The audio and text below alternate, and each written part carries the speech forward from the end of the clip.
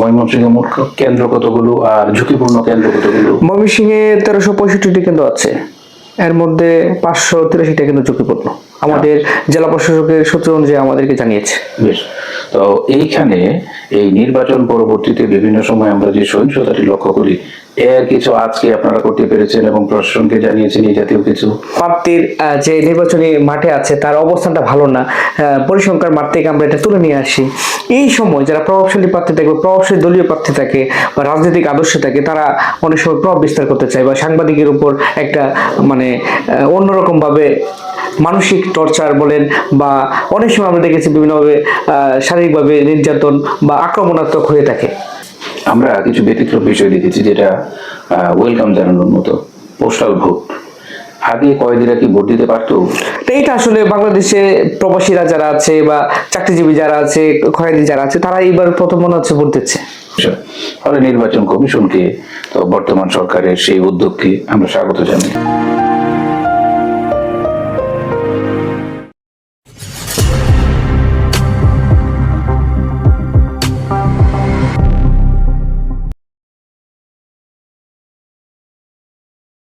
নির্বাচন মানেই ভোটদান নয়, নির্বাচন মানে গণতন্ত্র, স্বাধীনতা, অধিকার। এক একটা মানুষের রাষ্ট্রের প্রতি যতগুলো ডিমান্ড রয়েছে, সবগুলো ডিমান্ড সে ফুলফিল করতে চায় নির্বাচনের মধ্যে দিয়ে। এই জাতীয় যে সংসদ নির্বাচনগুলো হয়, এবং যে কোনো নির্বাচনের মধ্য দিয়েই সে তার অধিকার সম্পর্কে সচেতন হয় এবং সেগুলোর সে বাস্তবায়ন চায়। আজকে আমরা কথা বলছি সেই নির্বাচনী ভাবনা নিয়ে, ত্রয়োদশ জাতীয় সংসদ নির্বাচন 2026কে কেন্দ্র করে। আমরা এই পথের কথনের পক্ষ থেকে, পথের কথনের পরিবার, এই পথের কথন আড্ডা আলোচনা থেকে বিভিন্ন শ্রেণী পেশার মানুষের সাথে কথোপকথন করেছি, তাদের ভাবনা সম্পর্কে জেনেছি, নির্বাচন সম্পর্কে তারা কি ভাবে। আজকে আমরা কথা বলবো একজন সাংবাদিকের সাথে।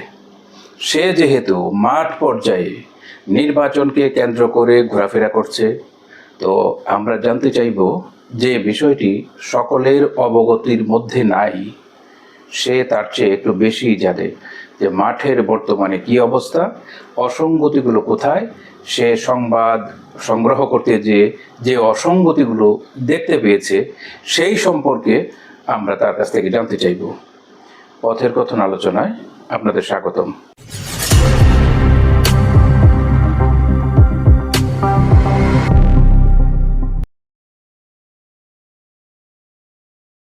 আজকে এই আলোচনায় উপস্থিত আছেন সাংবাদিক নজরুল ইসলাম। আমরা নজরুলকে স্বাগতম জানাই। ধন্যবাদ দাদা, আসলে আজকে আপনার আলোচনায় আমাকে আমন্ত্রণ জানানোর জন্য। আচ্ছা, আমরা নজরুলকে একটি প্রশ্নের ভিতর দিয়েই শুরু করতে চাই। সে যেহেতু সাংবাদিক আগেই বলেছি, তো মাঠের কিছু তথ্য আমরা সাধারণ মানুষকে আবার জানাতে চাই। নজরুল, আপনি যেহেতু একজন সাংবাদিক, তো নির্বাচনী যে দায়িত্ব সেটি আপনার কাছে কতটুকু গুরুত্বপূর্ণ? আসলে আমরা যখন সাংবাদিকতা করি, প্রতি বছর যখন আমরা প্রত্যেকটা নির্বাচন, স্থানীয় সরকার নির্বাচন, উপজেলা পরিষদ নির্বাচন, সিটি কর্পোরেশন নির্বাচন, জাতীয় নির্বাচন, প্রত্যেকটা নির্বাচনের আগে সাংবাদিকদের একটা অন্যরকম উৎসাহ থাকে, যেটা আসলে কিছু ঘটনা যেটা আসলে লুকায়িত থাকে বা আমরা প্রকাশ পাই নাই বা প্রকাশিত হয় না, মানুষ বলতে পারে না। কিন্তু নির্বাচনের আগে মানুষ বলতে চায়, মানুষের ভাবনা বলতে চায় বা প্রার্থীরা তাদের প্রতিশ্রুতি দিতে চায় মানুষকে। এই যে ঘটনাগুলো এবং মানুষ নির্বাচনের জন্য ভোট দেওয়ার জন্য একটা আগ্রহ থাকে, এই আগ্রহগুলো আমরা প্রকাশ করার জন্য আমরা গণমাধ্যম কর্মী যারা আছি সবসময় মুখরিত থাকি বা সকল ক্ষেত্রে আমরা অপেক্ষা করি। এই ক্ষেত্রে আরেকটি বিষয় আমরা লক্ষ্য করি যে পেশাগত কাজ দায়িত্ব পালন করার সময় সাংবাদিকরা বিভিন্ন আর্টিকেল লেখে নির্বাচনের উপর নির্ভর করে। পাশাপাশি আরেকটি বিষয় আমরা লক্ষ্য করি, অফিসিয়াল কিছু অ্যাসাইনমেন্ট থাকে, নির্বাচনী পরিসংখ্যান বা প্রার্থীদের অবস্থান, মানে টোটাল বিষয়গুলো তুলে আনার জন্য সাংবাদিকদের একটা ভূমিকা থাকে। নজরুল, নির্বাচনী যে এই সংবাদগুলো যখন আপনারা কভার করেন, তখন সবচেয়ে বড় চ্যালেঞ্জটি আপনাদের কাছে কি থাকে? আসলে চ্যালেঞ্জের বিষয়টি থাকে, আসলে আমরা মফস্বলে যারা সাংবাদিকতা করি তাদের ক্ষেত্রে চ্যালেঞ্জ সবসময় আপনি কি মফস্বল বলবেন, যেহেতু আপনি একটি বিভাগীয় শহরে সিটি কর্পোরেশনে, তারপরেও কি মফস্বল? আসলে আমরা যখন ঢাকার বাইরে যারা সাংবাদিকতা করে, ঢাকার বাইরে মফস্বল, ঢাকার বাইরে যারা সাংবাদিকতা করে সব সাংবাদিকতাকে মফস্বল সাংবাদিকতাই বলে। কারণ হচ্ছে আমরা ঢাকায় যে হাউসগুলো থাকে বা যে হাউসে যে জায়গাগুলো থাকে নিউজ কভারেজ করার জন্য মফস্বলে আলাদা জায়গা থাকে, যেটা মফস্বল সাংবাদিক হিসেবে পরিচিত। আচ্ছা আচ্ছা, তাহলে সেইখানে সবচেয়ে গুরুত্বপূর্ণ বিষয়টি কি থাকে আপনাদের যখন একটা নিউজ কালেকশন করতে চান?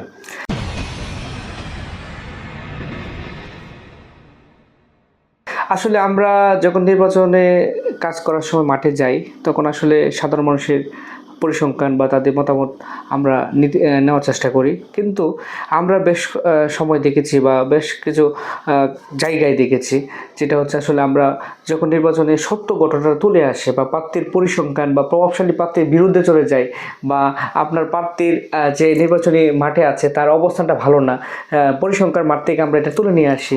এই সময় যারা প্রভাবশালী প্রার্থী থাকে বা প্রভাবশালী দলীয় প্রার্থী থাকে বা রাজনৈতিক আদর্শ থাকে, তারা অনেক সময় প্রভাব বিস্তার করতে চায় বা সাংবাদিকের উপর একটা মানে অন্যরকমভাবে মানসিক টর্চার বলেন বা অনেক সময় আমরা দেখেছি বিভিন্নভাবে শারীরিকভাবে নির্যাতন বা আক্রমণাত্মক হয়ে থাকে। তো সেই ক্ষেত্রে তখন আপনাদের করণীয়? আমরা সর্বোচ্চ চেষ্টা করি আমাদের হাউজে আমরা জানিয়ে যাই, অফিসিয়াল অ্যাসাইনমেন্ট যেটা থাকে এটা আমরা অফিসকে অবগত করে পরে আমরা মাঠে যাই। এই ক্ষেত্রে আমরা লোকাল প্রশাসন যারা থাকে তাদের আমরা সহযোগিতা পাই। পাশাপাশি হচ্ছে আপনার সমাজের অনেক মানুষ আছে যারা সমাজের মূল বিষয়গুলো তুলে আনার জন্য তারাও অধীর আগ্রহ থাকে বা সাংবাদিকদের বলতে চায়, কিন্তু নির্বাচনমুখী হওয়ার সময় বা নির্বাচনের মৌসুমে তারা বলতে পারে, এটা একটা গুরুত্বপূর্ণ বিষয় থাকে। বেশ, আপনি তো এই ময়মনসিংহ সিটি কর্পোরেশনের ভিতরেই বা সদর 4 আসনে সাংবাদিকতা করছেন। আমি সদর না, আমি জেলার, আমি নির্বাচনের বিষয়টা, হ্যাঁ নির্বাচনী আমি বেশ কয়েকটি আসনে নির্বাচনে গিয়েছি, যেটা হচ্ছে ইতিপূর্বে পরিসংখ্যান আমার কাছে আছে। আচ্ছা আচ্ছা, এবার ডিউটি কি জেলা জুড়েই করবেন নাকি সদর 4-এ? না, এটা অফিসিয়ালি এখন ডিসিশন হয় নাই আসলে আমি কোন জায়গায় ডিউটি করবো আসলে। আচ্ছা, ময়মনসিংহ সম্পর্কে, সদর 4 আসন সম্পর্কে জিজ্ঞেস করছি এই কারণেই, এটি যেহেতু সিটি কর্পোরেশন, এখন আমাদের যে মাননীয় নির্বাচন কমিশনার রয়েছেন, জাতীয় নির্বাচন কমিশনার, তাহলে তিনি 25 লক্ষ টাকা তো নির্ধারণ করে দিয়েছেন যে 25 লক্ষ টাকার মধ্যেই নির্বাচনী ব্যয় শেষ করতে হবে।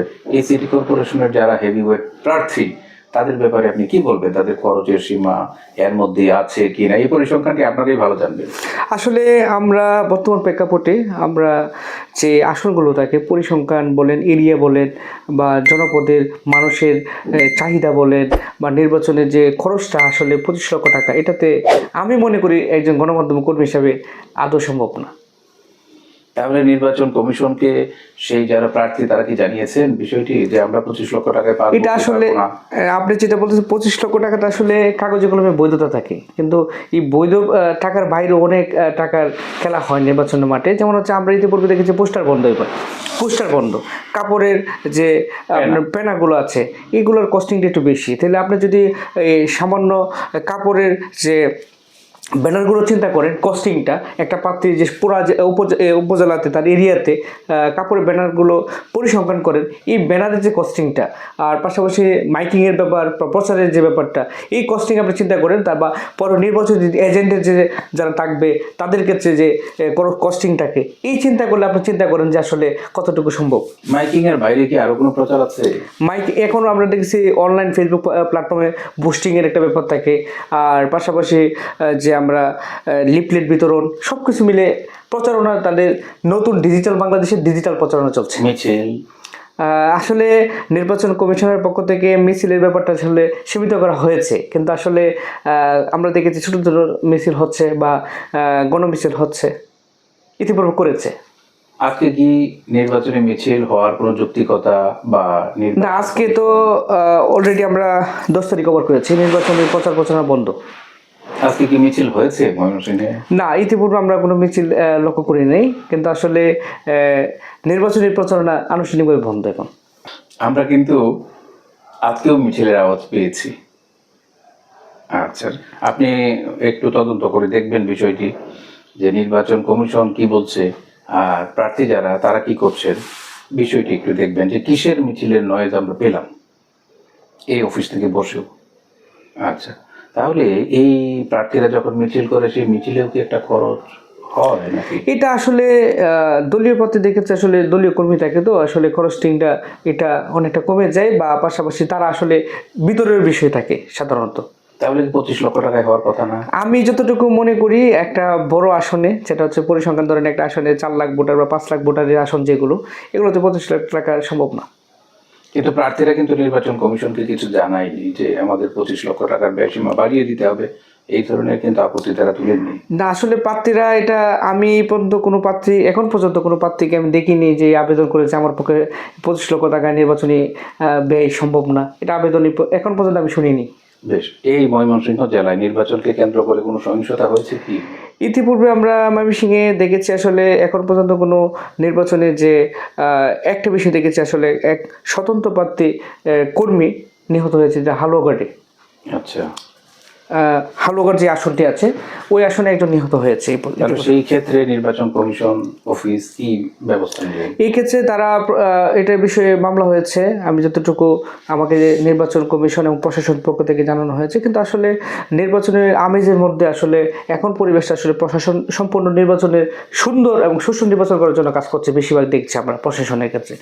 প্রার্থীর যদি কর্মী মারা যায় তাহলে নির্বাচনী ব্যবস্থাটাকে সুষ্ঠু করার জন্য এটার প্রতি কি বেশি গুরুত্ব দিতে হবে না? না, ইতিপূর্বে আমরা দেখেছি আসলে আসামির ক্ষেত্রে তাদের যে অভিযোগ দিয়েছে, অভিযোগের ভিত্তিতে তার তদন্ত চলছে, এবং ইতিপূর্বে আমরা যতটুকু জেনেছি আসলে গ্রেপ্তারের প্রক্রিয়া চলছে, এবং ইতিপূর্বে গ্রেপ্তারের কার্যক্রম তাহলে চলছে। আমরা কি বলতে পারি যে নির্বাচনটি মোটামুটি সুষ্ঠু হচ্ছে? আমরা এখন পর্যন্ত, আমি একজন গণমাধ্যম কর্মী হিসেবে বলবো, নির্বাচন এখন পর্যন্ত যে নির্বাচনের অবস্থা আসলে বলবো সুন্দর, কিন্তু আসলে 12 তারিখ যে নির্বাচনটি হবে, এই নির্বাচনের রেজাল্ট গণনা, ভোট গণনার শেষ মুহূর্তে যতটুকু রেজাল্ট প্রকাশিত না হবে ততটুকু বলতে পারবো না সুষ্ঠু নির্বাচন হচ্ছে বা সহিংসতা হচ্ছে কিনা। আবার এবার নির্বাচনকে কেন্দ্র করে আমরা কিছু ব্যতিক্রম বিষয় দেখেছি, যেটা ওয়েলকাম জানানোর মতো। পোস্টাল ভোট, আগে কয়েদিরা কি ভোট দিতে পারতো? আসলে কয়েদিরা ভোটার বিষয়টা হচ্ছে আসলে আমরা দেখেছি ব্যালটের যে বিষয়টা আছে, কিন্তু এই ক্ষেত্রে আমরা দেখেছি আগ্রহ কম। যদিও আগ্রহ কম, কিন্তু এরকম আগে ব্যবস্থা ছিল কি কয়েদিরা ভোট দিতে পারতো কি?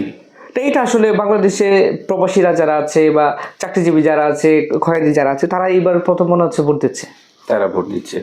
তো আমরা মনে করি ভবিষ্যতে যারা অসুস্থ মানুষ থাকবেন বা প্রবীণ মানুষ থাকবেন, যারা প্রতিবন্ধী থাকবেন, শারীরিক প্রতিবন্ধী, যারা ভোট কেন্দ্রে যেতে পারবেন না, তো নির্বাচন কমিশন সেদিকেও হয়তো বা লক্ষ্য দিবেন। তাহলে লক্ষ্য দিলে, নজর দিলে তারা হয়তো সেই ভোটটি তাদের দিতে পারবেন। সকলেই ভোট দিতে পারে না, এটা একটা দুঃখজনক বিষয়।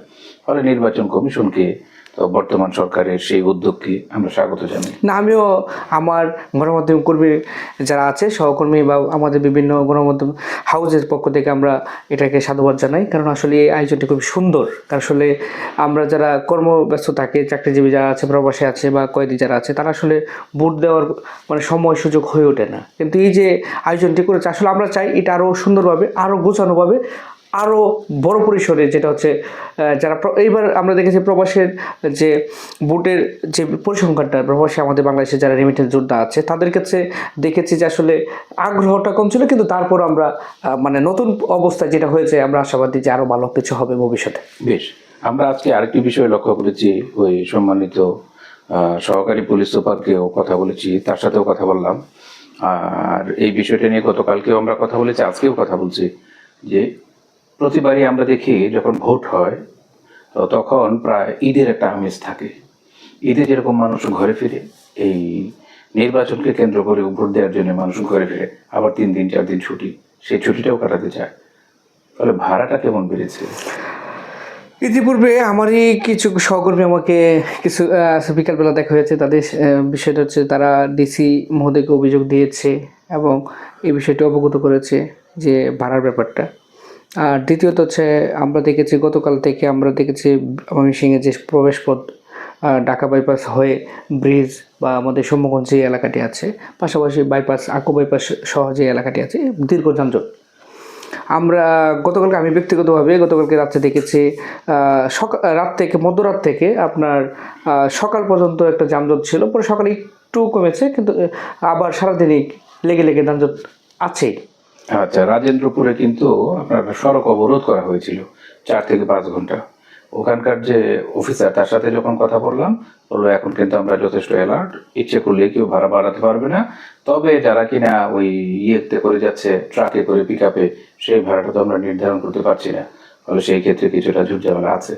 তো ময়মনসিংহে যে এত ঝুটঝামেলা হচ্ছে, এত বেশি ভাড়া নিচ্ছে, সিএনজির অভাব, গাড়িতেও বেশি ভাড়া নিচ্ছে, এই বিষয়ে কোনো সংবাদ আপনারা করেছেন কি? ইতিপূর্বে এই বিষয়ে আমরা যানজটের বিষয়টির সঙ্গে সংবাদ প্রকাশিত হচ্ছে, পাশাপাশি যে বা অতিরিক্ত ভাড়া আদায় হচ্ছে এটা আমরা সামাজিক যোগাযোগ মাধ্যমে দেখেছি এবং সংবাদের আমরা করেছি কিছু। কিন্তু আরেকটি বিষয় হচ্ছে আমরা প্রশাসনের পক্ষ থেকে যে এটার বিষয়ে যে অভিযান চালানোটা বা যে একটা প্রক্রিয়াটা, এটা আমরা লক্ষ্য করিনি। বেশ, আমাদের এখানে ময়মনসিংহে মোট কেন্দ্র কতগুলো আর ঝুঁকিপূর্ণ কেন্দ্র কতগুলো? ময়মনসিংহে 1365টি কেন্দ্র আছে, এর মধ্যে 583টা কেন্দ্র ঝুঁকিপূর্ণ, আমাদের জেলা প্রশাসকের সূত্র অনুযায়ী আমাদেরকে জানিয়েছে। বেশ, তো এইখানে এই নির্বাচন পরবর্তীতে বিভিন্ন সময় আমরা যে সহিংসতাটি লক্ষ্য করি, এর কিছু আজকে আপনারা করতে পেরেছেন এবং প্রশাসনকে জানিয়েছেন, এই জাতীয় কিছু আমরা কি আপডেট পাবো কিছু? ইতিপূর্বে আমরা প্রার্থীদের সাথে কথা বলেছি, প্রার্থীদের পক্ষ থেকে যে বিষয়টি আমাদেরকে জানিয়েছে যে বিষয়টি আমরা এখন পর্যন্ত কোন কেন্দ্রটা সহিংসিত হতে পারে বা ঝামেলা হতে পারে আমরা এখন পর্যন্ত আন্দাজ করতে পারিনি। কিন্তু আমরা হয়তোবা আগামীকাল 11 তারিখ যেটা পড়ছে, 11 তারিখ হয়তো কিছুটা বুঝতে পারবে বা আমাদেরকে জানাবে।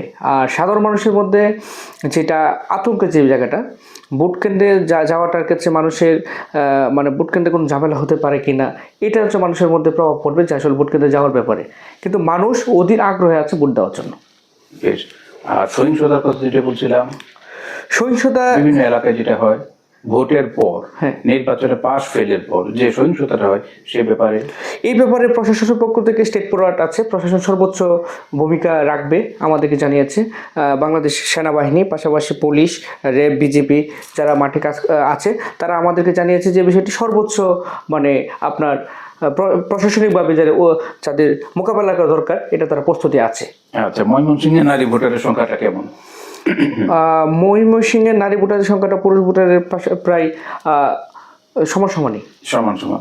তো নারী ভোটাররা তাদের অধিকার সম্পর্কে তাদের যে সচেতনতা, আবার বিভিন্ন প্রার্থীদের এই নারীদের বিষয়ে যে অবমাননাকর কথা, এই বিষয়ে কি বলবেন?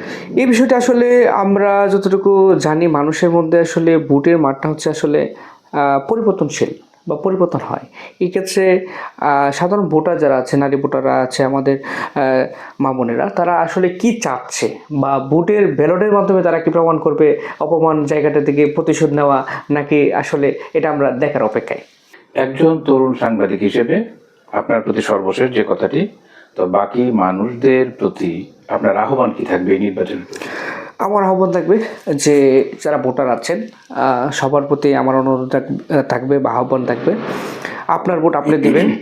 আর অবশ্যই ভোট কেন্দ্রে গিয়ে আপনার বিবেককে প্রশ্ন করে, আপনার বিবেক যেটা মনে হয় দেশের উন্নয়ন হবে, দেশের ভালো হবে এবং হচ্ছে আমাদের শান্তিতে বাংলাদেশের সকল ধর্মের মানুষ একসাথে বসবাস উপযোগী এবং সবাই একসাথে মিলেমিশে বসবাস করতে পারে এবং শান্তিতে বাংলাদেশ উন্নয়নশীল দেশের পথে বাংলাদেশের উন্নয়ন হয়, এরকম প্রার্থী এবং পাশাপাশি যে প্রার্থী আপনাকে যে কোনো সময় আপনার পাশে পাবেন, এই ধরনের প্রার্থীকে সিলেক্ট করাটা ভোটারদের উদ্দেশ্যে আমি বলবো।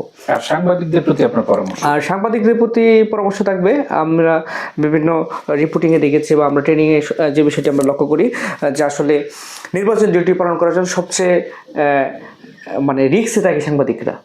কারণ আপনার যখন সহিংসতা শুরু হয়, মানে সঠিক সংবাদটি তারা কিভাবে করবেন, কিভাবে পৌঁছাবেন এবং প্রকাশিত করবেন, এই ব্যাপারটা কি বলবেন? এই ব্যাপারে বলবো আমি, আপনার সংশ্লিষ্ট সংবাদ যেই এলাকারই হোক, অবশ্যই যে দায়িত্বপ্রাপ্ত কর্মকর্তা আছে তার কাছ থেকে আপনার এই বিষয়টি অবগত করার পর তার বক্তব্যের ভিত্তিতে আপনি আপনাকে তুলে আনতে হবে এবং অফিসিয়ালি তার বক্তব্যের জন্য আপনাকে ফোন দিতে হবে। নাকি চেপে যাবেন? না, সত্যিকারের কথা না, আমরা তরুণ সাংবাদিকরা যারা আছে দেশকে ভালোবাসে, তরুণরা অবশ্যই দেশকে ভালোবাসে। তাহলে আমরা দেখেছি সেটা হচ্ছে 24-এর যে আন্দোলনের সময় আমাদের তরুণ সাংবাদিকদের ভূমিকা ছিল আসলে অসাধারণ। যেটা বলবো আসলে মজুর সাংবাদিকতা বলে, মানে হচ্ছে মাল্টিমিডিয়া সাংবাদিকতা, টেলিভিশন সাংবাদিকতা থেকে তাদের ভূমিকা ছিল অসাধারণ বলবো, অনেক বেশি। হ্যাঁ, বেশ, তাহলে আমরা চাই এই নির্বাচনকে কেন্দ্র করে বিভিন্ন কেন্দ্রে সিসি ক্যামেরা থাকবে, এর বাহিরে সাংবাদিকদের মোবাইল ক্যামেরা মেইন ক্যামেরা, সেই ক্যামেরাগুলো আমাদেরকে সব কিছু জানতে সহায়তা করবে। আমরা সঠিক তথ্য চাই। আর এই বর্তমান নির্বাচনের পরবর্তী সময়ে যে সরকারটি ক্ষমতায় আসুক, তারা সুষ্ঠুভাবে দেশ পরিচালনা করুক, এটি আমাদের কাম্য, এটি আমাদের আকাঙ্ক্ষা। আজকে অনেক ব্যস্ততার ভিতরেও, এই নির্বাচনী ডিউটির ভিতরেও সাংবাদিক নজরুল আমাদেরকে সময় দিয়েছেন, তার প্রতি আমরা কৃতজ্ঞতা প্রকাশ করছি। যারা আমাদের এই অনুষ্ঠানটি দেখছেন, দেখবেন, যদি আমাদের সাথে কোনো প্রকার বিরূপ আপনাদের বিষয় থাকে তাহলে অবশ্যই মন্তব্য করে জানাবেন।